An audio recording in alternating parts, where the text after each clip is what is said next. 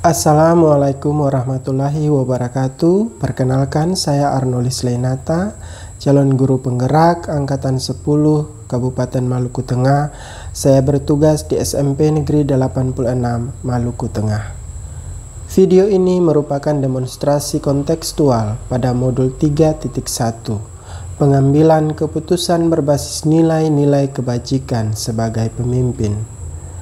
Pada video kali ini, saya akan mewawancarai dua kepala sekolah terkait pengalaman-pengalaman mereka dalam menjalankan pengambilan keputusan terkait kasus atau situasi dilema etika dan bujukan moral. Selamat menyaksikan. Ya, selamat siang Ibu. Selamat siang Pak Renata. Baik, bagaimana kabarnya Ibu? Sehat? Puji Tuhan. Ya. Sehat. Baik, ya. Ibu, pertama-tama terima kasih karena Ibu boleh meluangkan waktu hari ini. Beta akan mewawancarai Ibu terkait dengan pengalaman-pengalaman Ibu selama menjadi pimpinan di sekolah, secara khusus terkait dengan proses pengambilan keputusan yang tentu Ibu jalankan selama menjalankan tugas sebagai pemimpin.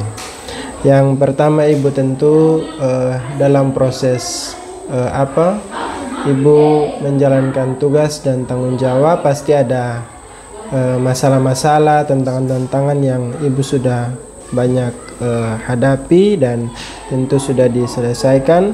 Nah, pertanyaan yang pertama, Ibu, kira-kira bagaimana Ibu mengidentifikasi antara dalam masalah yang Ibu hadapi itu, Ibu bisa membedakan antara mana yang termasuk dilema etika dan mana yang termasuk sebagai bujukan moral. Terima kasih Pak No.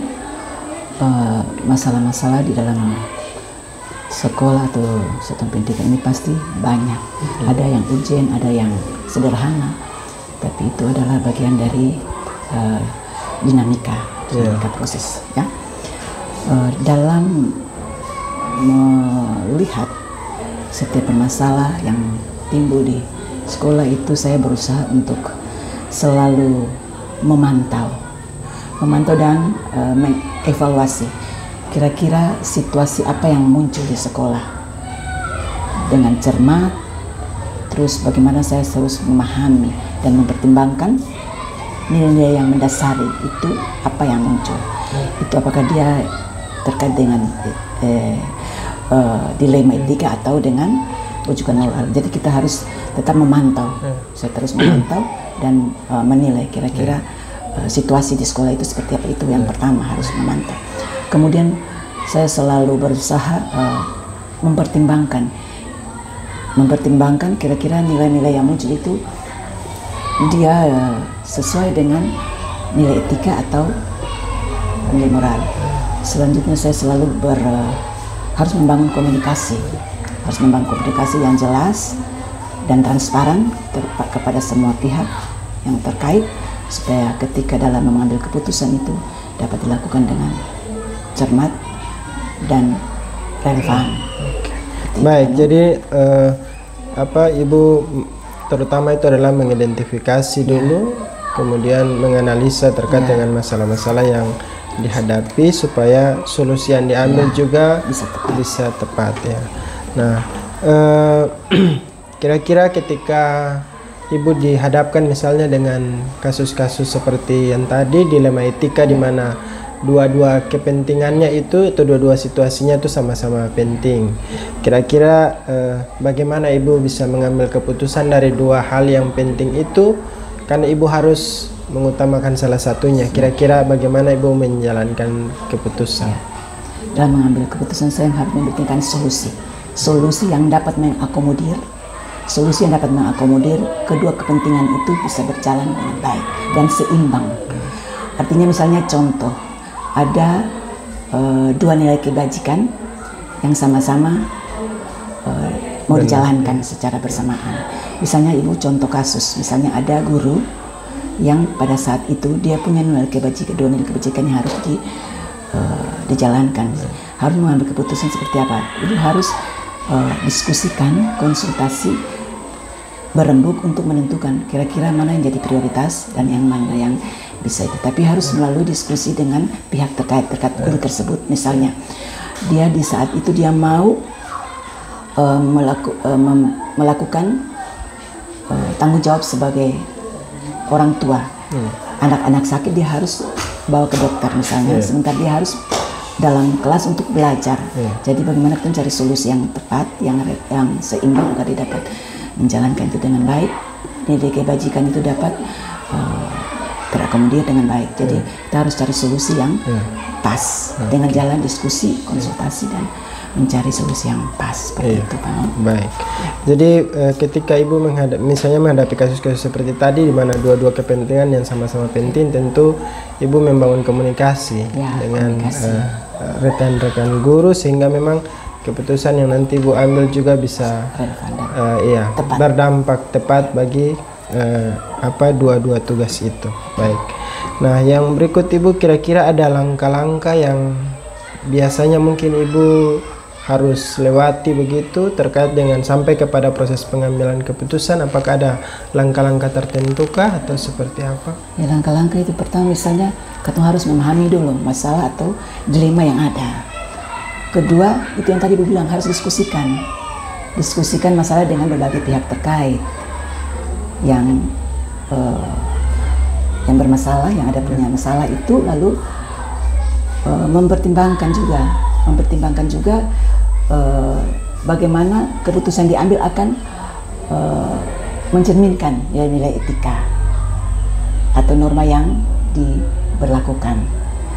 Yang berikut kita memilih solusi yang tadi dibilang, memilih solusi yang paling sesuai berdasarkan analisis dan konsultasi tadi dengan pihak terkait. Yang kedua, bagaimana kita mengkomunikasikan keputusan, bagaimana kita mengkomunikasikan keputusan kepada semua pihak atau pihak yang terlibat, dan kita minta timbal balik dari pihak terkait yang punya masalah yang tadi, supaya dia bisa ada dampak dari keputusan itu yang bisa kita evaluasi seperti itu. Baik. Terima kasih Ibu. Jadi langkah-langkahnya kurang lebih Ibu mulai dengan bagaimana memahami masalah atau situasi saat itu, kemudian Ibu membangun diskusi. Lalu mempertimbangkan nilai sehingga solusi yang diambil itu tepat. Lalu yang berikut adalah bagaimana mengkomunikasikan keputusan yang Ibu ambil itu kepada rekan-rekan atau pihak-pihak yang terkait. Baik. Nah, yang berikut Ibu, mungkin dalam pengalaman Ibu selama ini, menurut Ibu kira-kira ada tidak hal-hal yang mungkin menurut Ibu nih sangat membantu Ibu di dalam mengambil keputusan mungkin terkait dengan dilema etika tadi? Salah hal-hal yang itu Ibu pikir ada satu hal yang Ibu sangat itu kayak Ibu mengambil pengalaman atau studi kasus. Misalnya ada kasus-kasus yang sebelumnya yang relevan. Yang bisa jadi panduan Ibu untuk bisa menentukan keputusan seperti apa yang Ibu ambil dengan melihat seperti itu, melihat mungkin contoh-contoh kasus-kasus sebelumnya yang relevan dengan yang Ibu sedang hadapi saat itu. Mungkin itu Ibu. Baik, iya. Berarti Ibu belajar dari pengalaman. Jadi Ibu belajar dari kasus-kasus serupa sebelumnya sehingga memang dalam mengambil keputusan juga pasti bisa lebih baik. Baik Ibu. Nah, yang berikut, jika Ibu dihadapkan dengan kasus-kasus misalnya seperti dilema etika tadi, ketika misalnya Ibu menghadapi kasus tersebut, kira-kira langkah Ibu pada saat itu seperti apa? Apakah Ibu biasanya langsung menyelesaikan pada saat itu, ataukah mungkin ada jadwal-jadwal tertentu yang mungkin Ibu buat dulu untuk langkah-langkah penyelesaian? Selama sepanjang ini Ibu tidak ada punya jadwal yang tetap. Tapi dalam membuat keputusan atau mengambil keputusan, Ibu ada tentukan prosedur tertentu yang memang Ibu harus jalani. Misalnya kita harus lihat dulu seperti tadi, menilai itu masalah seperti apa, kita komunikasikan, kita cari solusi seperti itu. Jadi memang tidak ada jadwal tetap, tapi bisa saja ada masalah-masalah, ada yang kasus-kasus yang bisa Ibu langsung selesaikan saat itu. Ketemu lihat dari urgenitas daripada masalah tersebut. Misalnya masalah itu bisa harus ditangani cepat, ya kita selesaikan, tapi lalu diskusi. Ya, diskusi, konsultasi, lalu bisa ambil keputusan sesuai dengan apa hasil konsultasi dan analisis tadi dari masalah-masalah yang itu. Mungkin itu Pak. Iya. Renata. Baik, terima kasih Ibu. Jadi mungkin tidak ada jadwal yang tetap, tapi tentu sesuaikan dengan urgensinya. Urgensi. Kalau mau diselesaikan saat itu berarti Ibu langsung. Kalau tidak ada juga ada yang harus kita sentuh, prosedur-prosedur yang harus kita. Baik. Nah, pertanyaan yang berikut Ibu, dalam mengambil keputusan ini kira-kira bagi Ibu kira-kira ada figur tertentu ataukah mungkin ada faktor-faktor yang menurut Ibu itu sangat membantu Ibu dalam mengambil keputusan? Kolaborasi itu penting, Pak. Konsultasi itu penting. Jadi memang dalam mengambil keputusan kita perlu masukan, pandangan, kontribusi dari pihak lain yang berkompeten. Misalnya ahli-ahli.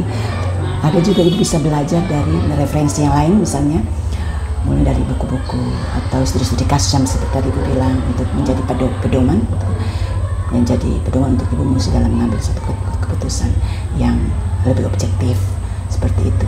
Dan juga mungkin dari yang tadi Ibu bilang studi kasus, dari ahli-ahli, kolaborasi dengan pihak-pihak terkompeten, diskusi-diskusi itu Ibu yang penting, itu sangat penting bagi Ibu untuk menentukan keputusan. Jadi poin besarnya adalah membangun kolaborasi. Jadi dalam mengambil keputusan Ibu tidak hanya serta-merta sesuai dengan apa yang Ibu pikirkan saja, tapi bagaimana Ibu meminta pendapat juga, mendengar pendapat dari referensi, meningkatkan pemahaman juga ya.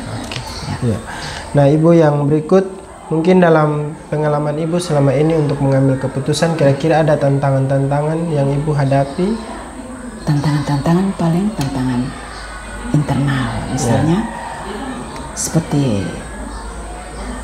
tentang psikologis, kedekatan pribadi misalnya, itu yang sangat Ibu sangat paling ini. Misalnya contoh, misalnya Ibu yang mau tangani itu orang dekat atau keluarga, itu menjadi sangat tantangan yang paling menurut Ibu sangat psikologis. Tantangan sangat urgent bagi Ibu tuh tantangan psikologis, karena kita juga beban moral, kedekatan pribadi itu yang sangat menurut Ibu sangat urgent, sangat menjadi tantangan bagi Ibu. Jadi mungkin sebuah keputusan. Jadi mungkin bagi Ibu yang menjadi tantangan terbesar itu adalah ketika kasus yang mau diselesaikan itu berkaitan langsung dengan Ibu secara pribadi, entah mungkin ada hubungan keluarga kah, atau yang secara langsung berkaitan dengan Ibu. Nah, baik Ibu, mungkin pertanyaan itu yang terakhir, lalu mungkin dari percakapan kita beberapa menit ini, dari pengalaman-pengalaman Ibu yang sudah diceritakan tadi, kira-kira pelajaran seperti apa yang Ibu ambil dari pengalaman-pengalaman yang sudah Ibu ceritakan secara khusus dalam mengambil keputusan? Dalam mengambil keputusan, dalam menangani sebuah kasus, yang pertama yang paling Ibu tekankan di sini harus menilai dulu, menyajikan mengevaluasi informasi, menilai informasi itu seperti apa, ya, menyaring informasi dulu, baru kita tentukan ini masalah terkait etika atau masalah apa, itu harus seperti itu. Dia harus mengevaluasi informasi atau menyaring informasi dulu. Yang berikut terkait dengan transparansi dan akuntabilitas, itu hal yang penting. Kita harus menyampaikan sesuatu dengan transparan dan jelas, baik itu keputusannya, dampaknya, apapun itu dengan pihak lain, itu yang paling penting menurut Ibu, dua hal itu. Baik Ibu, jadi yang Ibu bisa pelajari dari pengalaman-pengalaman Ibu selama mengambil keputusan ini adalah, yang pertama adalah ketika menghadapi kasus-kasus dilema etika ini adalah bagaimana Ibu mesti memahami betul situasi itu dulu, kemudian mengumpulkan fakta-fakta begitu terkait dengan situasi yang terjadi ini gitu.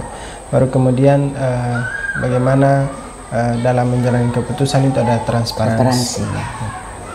Baik, Ibu, terima kasih banyak atas pengalaman-pengalaman yang sudah disampaikan. Tentu pengalaman-pengalaman ini juga jadi pembelajaran untuk saya sebagai pemimpin pembelajaran juga, bagaimana bisa mengambil keputusan-keputusan yang tepat, secara khusus ketika diperhadapkan dengan situasi-situasi dilema etika atau bujukan moral. Terima kasih Bu atas tetap bergerak. Iya, terima kasih. Ibu Kev, selamat pagi. Kabarnya bagaimana? Puji Tuhan baik, sehat. Oke.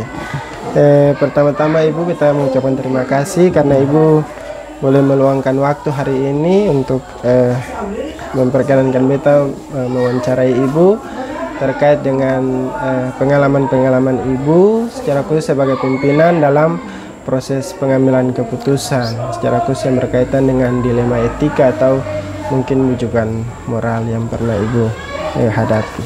Nah, yang pertama Ibu tentu sebagai pimpinan pasti ada banyak kasus atau mungkin situasi-situasi yang pasti sebagai pimpinan Ibu sudah pernah hadapi dan juga pasti sudah melakukan upaya-upaya pengambilan keputusan. Nah, mungkin pertanyaan yang pertama Ibu, kira-kira dalam menghadapi kasus-kasus itu mungkin bagaimana cara Ibu mengidentifikasi kira-kira dari kasus-kasus ini, kira-kira kapan dia termasuk ke dalam dilema etika dan kapan kasus-kasus itu merupakan sebuah bujukan moral bagi Ibu? Iya, maksudnya jujur untuk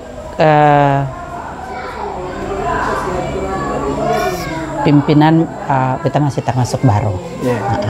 Pengambilan keputusan itu masih termasuk baru juga untuk dalam mengidentifikasi kasus-kasus karena memang baru, tetapi tidak terlepas dari itu keton juga sebagai seorang guru ketika menghadapi persoalan itu dalam kelas. Toh bukan saja sebagai pimpinan sekolah, tetapi sebagai guru juga keton punya pasti menghadapi persoalan ini untuk dilema etika dan masalah bujukan moral.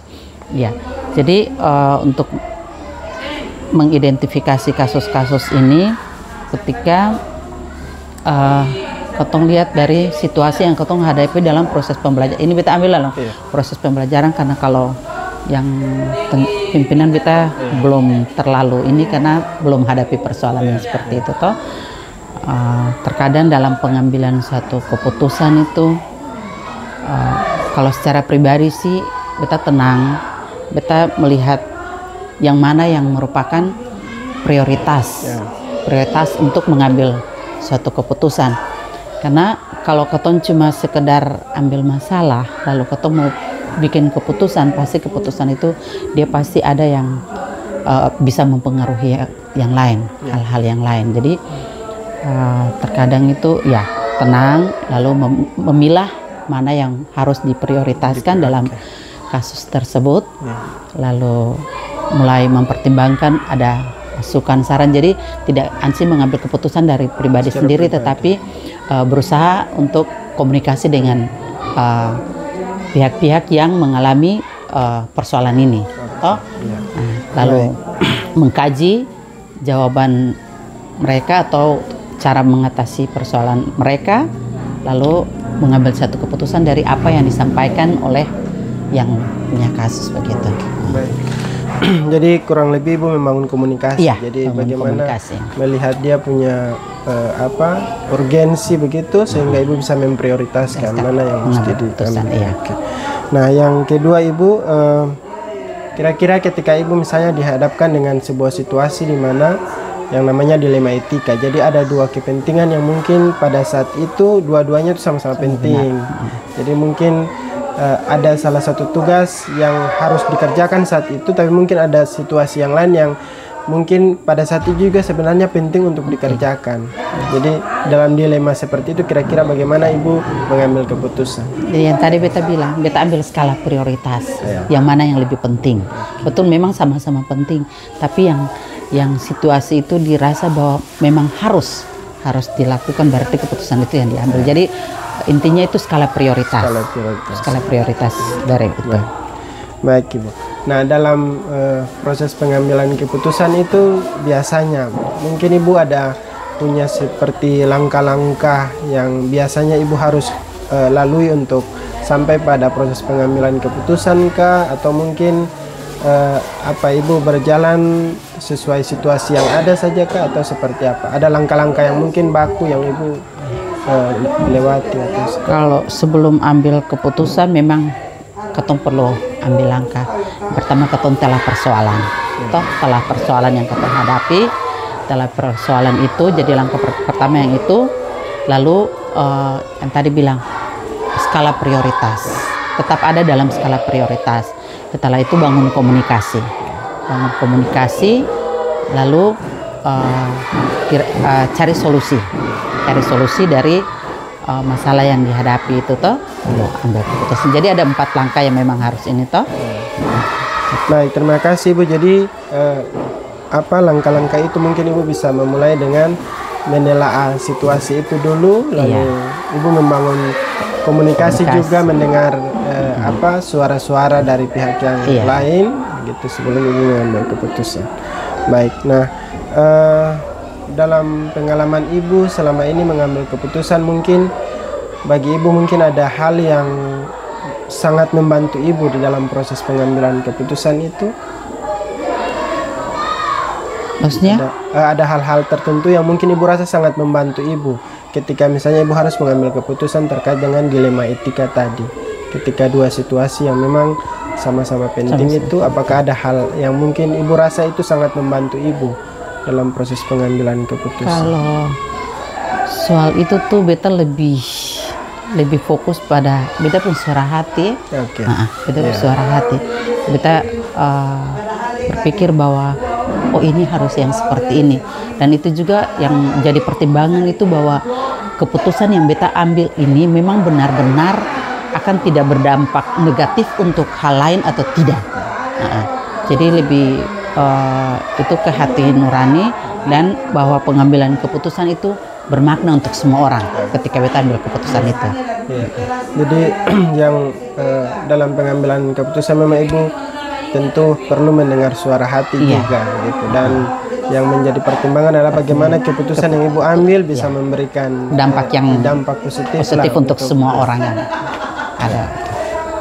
Ibu yang berikut, dalam pengalaman Ibu juga mungkin ada tantangan-tantangan kah yang Ibu rasakan begitu ketika Ibu harus membuat sebuah keputusan? Itu mungkin ada tantangan-tantangan yang biasanya Ibu hadapi. Sebenarnya kalau tantangan sih banyak toh. Setiap persoalan pasti ada tantangan.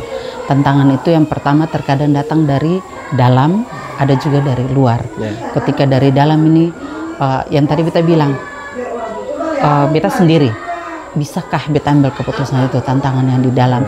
Atau misalnya dalam ruang lingkup sekolah seperti ini toh, terkadang yang ketong hadapi bersama teman-teman atau rekan-rekan guru yang lain itu terkadang tantangan juga ketika dorang ada yang memberikan masukan yang memang kurang ini, tapi ada juga tantangan yang dari luar ketika ada suara-suara sumba yang terkadang mendengar apa yang ada di luar lalu sampaikan juga. Jadi itu tantangan. Jadi tantangan sebenarnya ada sih, ada dari luar, ada juga bisa dari dalam. Baik, jadi tantangan bisa dari dalam diri, bisa juga dari luar. Baik Ibu, yang berikut terkait dengan proses pengambilan keputusan Ibu. Mungkin biasanya ketika Ibu menghadapi situasi atau mungkin kasus-kasus dilema etika ini, biasanya ada waktu khusus yang mesti Ibu biasanya nih untuk menyelesaikan itu Ibu menyiapkan waktu khusus untuk proses pengambilan keputusan kah? Atau mungkin ketika Ibu menghadapi situasi itu pada saat itu juga Ibu berusaha untuk menyelesaikan pada saat itu? Kita lihat dari persoalan, masalah toh.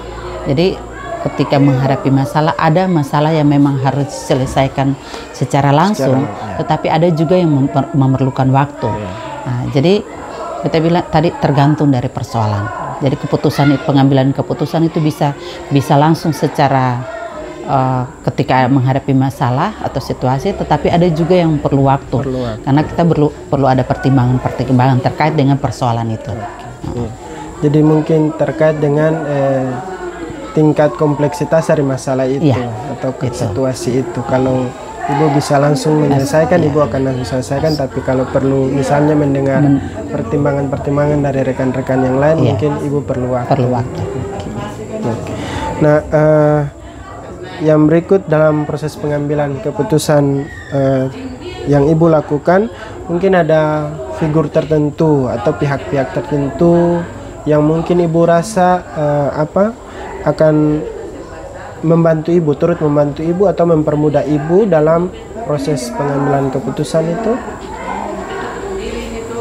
Kalau beta selama ini figur yang jadi sosok beta untuk dalam pengambilan keputusan itu jujur papa. Karena dilihat dari setiap kali papa menghadapi persoalan itu tidak pernah dengan suatu emosi, tapi merangkum secara keluarga, terus tenang dalam mengambil keputusan, dan itu menjadi sosok yang memang beta selama ini pakai papa punya panutan untuk itu. Baik, jadi ibu belajar banyak dari sosok papa, ya, dari orang tua. Artinya ketika ibu temukan situasi-situasi dilema itu, tentu ibu akan memposisikan diri ketika ibu mengambil keputusan dari sisi seorang papa itu kira-kira kondisinya akan seperti apa. Baik ibu, ibu demikian kita punya wawancara ini, lalu mungkin dari beberapa menit kita bercakap-cakap ini kira-kira dari pengalaman-pengalaman ibu mengambil keputusan, apa pelajaran yang ibu bisa petik dari pengalaman-pengalaman itu? Kalau pelajaran yang diambil dari setiap persoalan, yang pertama itu ketika menghadapi persoalan, tenang. Tenang itu satu-satunya jalan. Jadi ketika ketong tenang, pikiran juga tenang, berarti ketong bisa mengambil satu keputusan yang baik.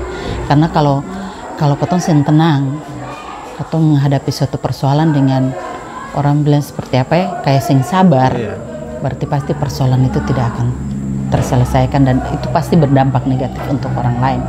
Jadi yang kita petik cuma itulah sih, tenang, hadapi situasi, hadapi persoalan, lalu minta ya dukungan doa untuk bisa menyelesaikan persoalannya. Tidak terlepas dari itu keputusan Tuhan juga harus kasih ketong punya minta hikmat dan ini dari Tuhan toh Roh Kudus supaya bisa tuntun ketong bagaimana mengambil satu keputusan, karena satu keputusan itu mutlak untuk banyak orang, bukan untuk ketong pun diri sendiri. Untuk diri sendiri saja ketong bisa harus berpikir tenang, apalagi untuk banyak orang. Jadi itu mengambil waktu-waktu tenang untuk bisa mengerti itu saya. Jadi sebagai pemimpin ibu mesti mengambil keputusan yang tentu dia bisa membawa dampak baik positif untuk semua orang, dan karena itu ketika ibu mengambil keputusan ibu benar-benar harus memang fokus, kemudian mesti mengerti betul situasi pada saat itu. Baik. Terima kasih Ibu atas pengalaman-pengalaman yang Ibu sudah bagikan. Tentu pengalaman-pengalaman ini juga jadi pelajaran untuk beta, karena bukan saya sebagai seorang pimpinan bisa mengambil keputusan, tapi kita sebagai guru juga sebagai pemimpin pembelajaran. Terkadang kita dihadapkan dengan situasi-situasi dilema etika. Ibu terima kasih banyak untuk pengalaman. Sukses terus Ibu. Berdasarkan hasil wawancara bersama kepala sekolah menunjukkan adanya perbedaan metode dan cara pandang dalam mengambil sebuah keputusan. Namun juga terdapat persamaan-persamaan dalam beberapa hal tertentu, khususnya dalam menghadapi dilema etika. Secara umum, kepala sekolah telah mampu mengidentifikasi antara situasi dilema etika dan bujukan moral. Hal ini membantu dalam mereka menjalankan pengambilan keputusan yang berasaskan nilai-nilai kebajikan. Dalam menghadapi kasus atau situasi dilema etika, kepala sekolah memulai dengan memahami serta menganalisis situasi atau kasus yang dihadapi. Proses menganalisis ini kemudian membantu mereka dalam mengenal dan mengumpulkan fakta terkait kasus yang ditemui. Dalam menjalankan pengambilan keputusan, kepala sekolah turut mempertimbangkan nilai-nilai kebajikan yang saling berlawanan, sehingga keputusan yang diambil benar-benar membawa solusi terbaik bagi semua pihak. Dalam pengambilan keputusan, seorang kepala sekolah juga turut mempertimbangkan pikiran dan pendapat dari rekan sejawat, serta belajar dari situasi atau kasus-kasus sebelumnya yang pernah dialami. Selanjutnya, keputusan kepala sekolah yang diambil perlu dikomunikasikan kepada semua warga sekolah sehingga keputusan tersebut dapat diterima dengan baik dan dijalankan. Dari hasil analisis tersebut, dapat disimpulkan bahwa dalam menjalankan pengambilan keputusan di sekolah, kepala sekolah telah mampu mengenal situasi dilema etika dan bujukan moral. Meskipun dalam mengambil dan menguji keputusan, belum menjalankan 4 paradigma, prinsip, dan 9 langkah pengujian secara terstruktur dan optimal, namun proses yang dijalankan telah mampu mencerminkan paradigma, prinsip, serta langkah-langkah pengambilan keputusan. Hal ini tergambar dari keputusan-keputusan kepala sekolah yang sesuai nilai-nilai kebajikan, bersifat solutif, serta benar-benar berpihak pada murid. Demikianlah demonstrasi kontekstual modul 3.1. Salam dan bahagia, terus tergerak, bergerak, dan menggerakkan.